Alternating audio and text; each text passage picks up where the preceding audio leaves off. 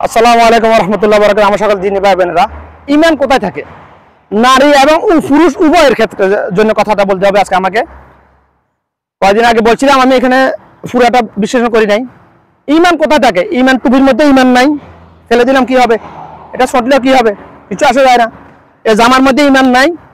ঈমান থাকে সতর ডাকার মধ্যে, কলাবের মধ্যে। ঈমান থাকে নাভির উপর থেকে টাকনুর উপরে কাপড় ফরিজারের মধ্যে।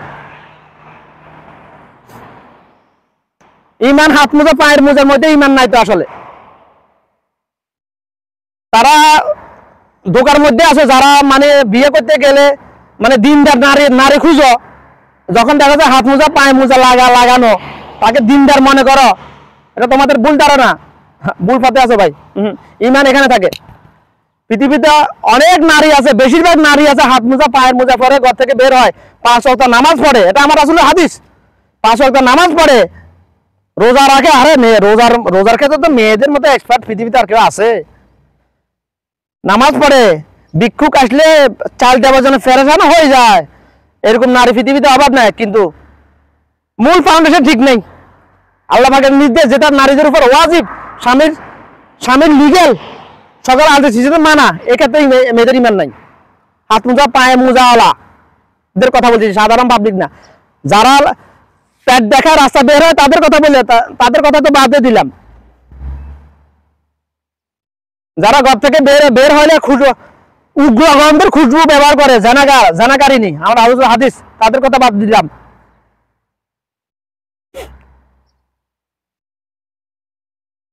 যারা যারা মানে যৌবন কালে হোক বৃদ্ধকালে হোক নারী বেগানা পুরুষের সাথে দেখা করাকে হারাম মনে করছে, তাদের কথা বললাম না।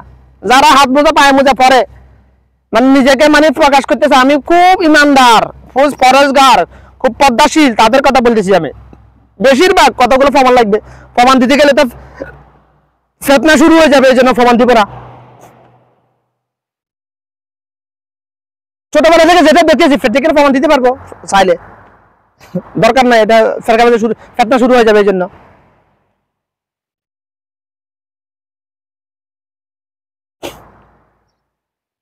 কারণ মানুষের হকের ব্যাপারে যখন বয়ান করতেছিলাম তখন আল্লাহ আমার কলেজে একটা বিষয় কথা ঢুকে দিয়েছিল। ওটা যাদের ব্যাপারে কথা মানে যাদের বিষয়ে কথাটা ঢুকে দিয়েছিল আমার কলবে আল্লাহ পাক, তাদের কলবের ধাক্কা দেওয়ার জন্য আমি পার্সোনালি তাদের কাছে হোয়াটসঅ্যাপে শেয়ার করে পাঠা দিয়েছিলাম।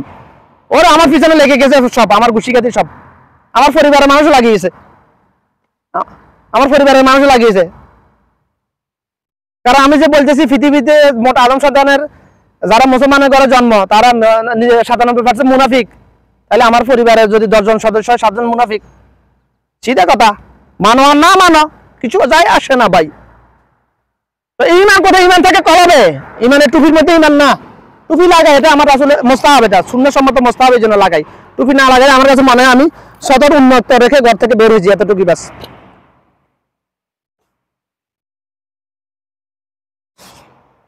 তো টুপিকে লাঠি মেরেছে অনেকে ফেরকা টানবে বুঝানোর জন্য।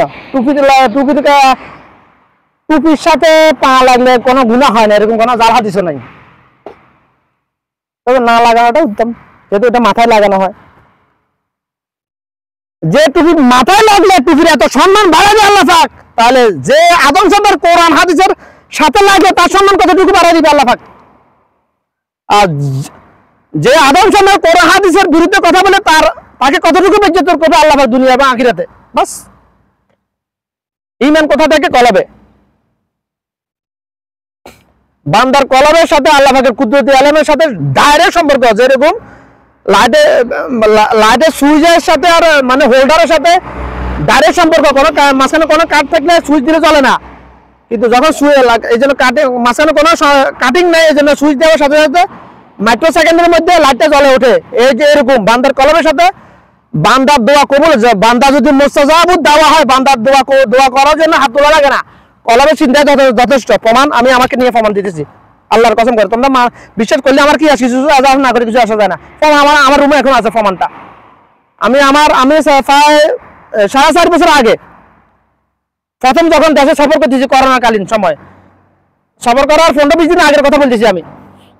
আমি আমার এক খাস কাস্টমারের বাসায়, কাস্টমার বলতে আমি যে এস্টেটে আসি ওই এস্টেটের সবচেয়ে ধনী লোক, আমার কাস্টমার, অহংকার করে নিজেকে পাবলিশ করার জন্য বলতেছি না, যেহেতু একটা বিষয় চলে আসছে প্রমাণ তো দিতে হবে মানুষের ইমান দুর্বলের জন্য। মানে আমি যে বলছি বান্দার কলমের সাথে আল্লাহ পাকের কুদরতি আলেমের সাথে ডাইরেক্ট সম্পর্ক, কোনো কাটিং নাই। বান্দার দোয়া করার জন্য হাত তোলা দরকার না, জরুরি না, শুধু মনে কল্পনাটা যথেষ্ট। শুধু এটা বলতে হবে আমার জন্য আমার অভিভাবক একমাত্র আল্লাহ, আল্লাহ ছাড়া আমার কোনো মালিক নাই, এটা শুধু স্বীকৃতি দিতে হবে, তারপর দোয়া করতে হবে। হাত তুলে দোয়া করা সময় বিদাত না, ক্ষেত্র বিষয় বিদাত, ক্ষেত্র বিষয় বিদাত না হাত তুলে দোয়া করা। ইনশাল্লাহ পরবর্তী বলতে হবে ইনশাল্লাহ। তো কিভাবে দোয়া কবুল হয়েছে, যে বান্দার কলমের সাথে আল্লাহ কুদরতি আলেমের সাথে ডাইরেক্ট সেকেন্ডের মধ্যে দোয়া কবুল হয়ে যায়। যার দোয়া আল্লাহ কবুল করার মতো চলে, যে দোয়া কবুল করা প্রথম শর্ত হলো হালাল ইনকাম, হালাল বক্ষণ, ইচ্ছা অনিচ্ছা মিথ্যা কথা না বলা, এটা আমার আসলে সহিহ হাদিস।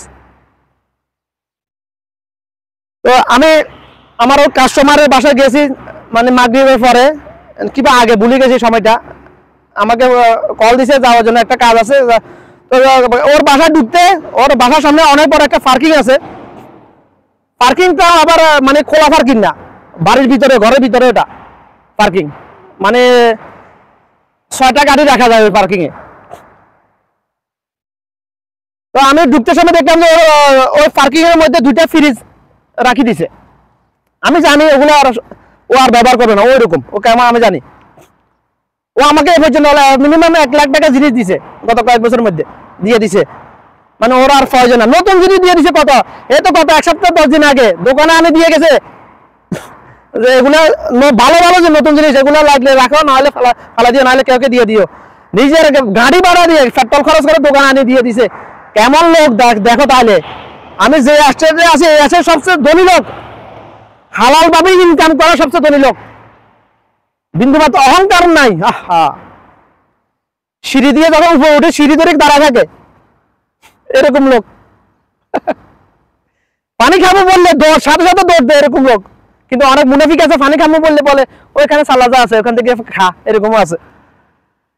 তো আমি শুধু ঢুকার সময় কল্পনা শুধু মনে মনে বলছি, আল্লাহরে বলছি, কলপে শুধু চিন্তা করছি আল্লাহ এত ফ্রিজগুলো এখানে রাখি, আমি জানি এতে আর এগুলো ব্যবহার করবে না, এতে যেটা মানে রিপেয়ারিং করে না জিনিসগুলো, বেশি জিনিস রিপেয়ারিং করে না, ওর একটা নেশার, ও তো এগুলো আর ব্যবহার করবে না।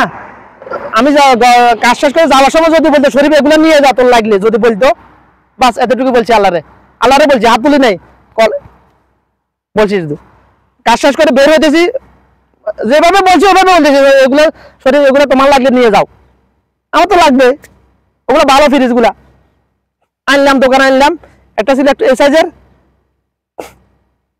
ওটা সেকেন্ড হ্যান্ড কিনতে গেলে ওটা আমি বিক্রি করছি, এদেশে সেকেন্ড হ্যান্ড জিনিসের দাম কম, তো ওটা সম্ভবত বাংলা 6 থেকে 7 হাজার টাকা বিক্রি করছি আমি। ছোটটা বড়টা যেটা ওটা বাংলার 12-13 হাজার টাকা বিক্রি করা যাবে, ওটা বিক্রি করে আমি ব্যবহার করার জন্য রেখে গেছি, দেশে যাওয়ার আগে প্লাস্টিক দিয়ে মোড়ায় রেখে গেছি আমি, এখনো আছে আমার রুমে।